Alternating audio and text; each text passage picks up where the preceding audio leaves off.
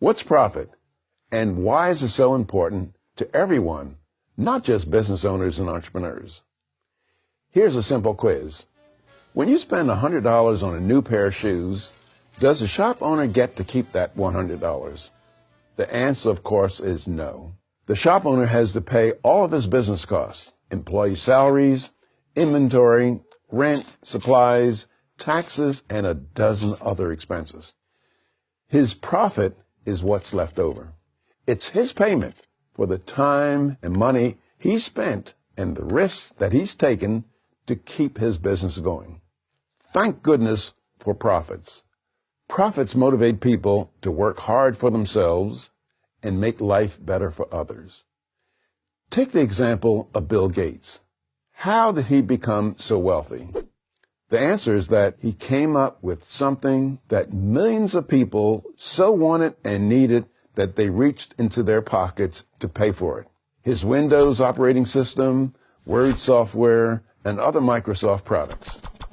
What's more, he produced these products in a way that efficiently used resources. And what motivated him, and just about every other successful entrepreneur, to work so hard? The answer is profits.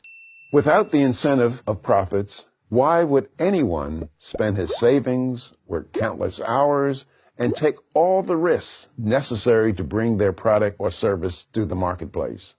There's a simple answer. They wouldn't. You don't have to make billions like Bill Gates.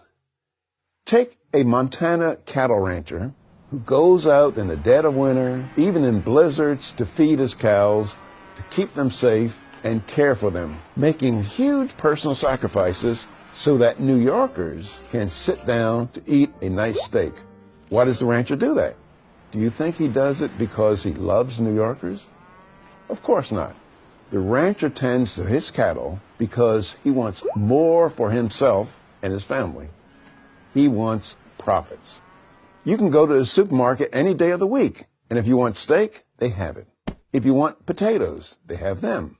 Sugar, salt, potato chips, strawberries, peanut butter, they have it. In fact, the average well-stocked supermarket in the United States has over 50,000 different items on its shelves. How does all that get there? It seems like magic, but it's not. Every one of those items is on the shelves thanks to one thing: profit. The same holds true for the device you're watching this video course on, whether it's a TV, a desktop or laptop computer, a smartphone, or a tablet, and for every component in those devices. They all exist as millions of other products we treasure and depend upon exist because of the profit motive. No profit, and it all goes away. Here's another reason the profit motive is so important. Ask yourself this question. Which establishments do you tend to be most dissatisfied with? The answer is likely to be government agencies. Why? Because they don't operate for profit. So no one is rewarded for good work, and almost no one is ever punished for inferior work. And which establishments are you most satisfied with? The answer is likely to be the ones that operate on a for-profit basis. If I'm unhappy with, say, a department store like Macy's or Bloomingdale's because it's not providing me with the goods or services that I want, I can, in essence, fire that store by taking my business elsewhere. But consider a government agency like Department of Motor Vehicles or public schools. If I'm frustrated with their performance, I can't fire them because I don't have many alternatives. Business owners must please their customers or risk failure and bankruptcy. Government agencies risk nothing and therefore have to please no one. Am I saying we don't need government?